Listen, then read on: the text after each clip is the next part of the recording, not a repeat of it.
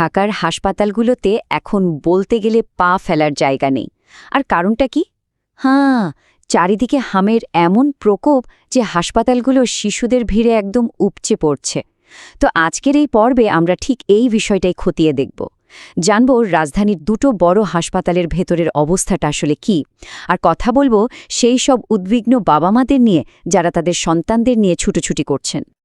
আসল সমস্যাটা হলো হামে আক্রান্ত বাচ্চার সংখ্যা হুট করে এতটাই বেড়ে গেছে যে হাসপাতালগুলো আর পেরে উঠছে না।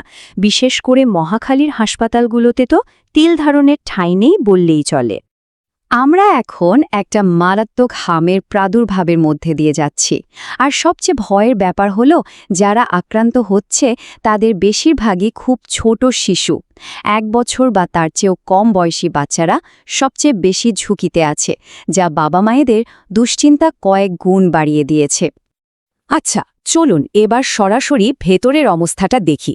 আমরা দুটো গুরুত্বপূর্ণ হাসপাতালের চিত্র তুলে ধরব যেখানে এই প্রাদুর্ভাবের চাপটার সবচেয়ে বেশি পড়েছে। একটা হলো ডিএনসিসি হাসপাতাল আর অন্যটা হলো সংক্রামক ব্যাধি হাসপাতাল।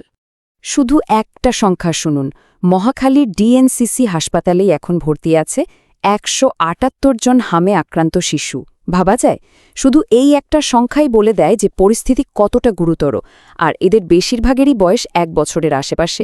এই দুটো হাসপাতালের সংকট কিন্তু 2 রকম।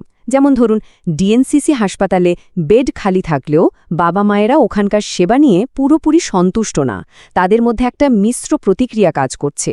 অন্যদিকে সংক্রামক ব্যাধি হাসপাতালের অবস্থা আরও খারাপ। ওখানে বেডের মারাত্মক সংকট, আর এত বেশি রোগী আসছে যে কর্তৃপক্ষ পরিস্থিতি সামলাতে রীতিমতো হিমশিম খাচ্ছে। কিন্তু এই সব কিছুর কেন্দ্রে যারা আছেন সেই বাবা মাদের কথা তো শুনতে হবে। চলুন এবার তাদের কথায় কান দিই। তাদের কণ্ঠে ঝরে পড়ছে গভীর উদ্বেগ, হতাশা আর এক রাশ অসহায়ত্ব। বাবা মায়েদের একটা বড় অভিযোগ হলো তারা তাদের বাচ্চাদের জন্য দরকারি কিছু ওষুধ আর স্বাস্থ্য উপকরণ পাচ্ছেন না। বুঝতেই পারছেন, এটা তাদের টেনশন আরও বাড়িয়ে দিচ্ছে, কারণ এই মুহূর্তে সঠিক চিকিৎসা পাওয়াটাই তো সবচেয়ে জরুরি, তাই না? তাহলে বাবা মাদের মূল চিন্তার জায়গাগুলো ঠিক কোথায়? প্রথমত, তাদের ছোট ছোট বাচ্চাদের নিয়ে ভীষণ দুশ্চিন্তা। দ্বিতীয়ত, কিছু নির্দিষ্ট ওষুধের অভাব নিয়ে তাদের হতাশা। তৃতীয়ত, হাসপাতালের সেবা নিয়ে তাদের মিশ্র অনুভূতি। আর সবশেষে তাদের সন্তানদের জন্য আরও ভালো চিকিৎসার একটা আকুল আবেদন। অবস্থা এতটাই গুরুতর যে অভিভাবকরা এখন সরাসরি সরকারের হস্তক্ষেপ চাইছেন।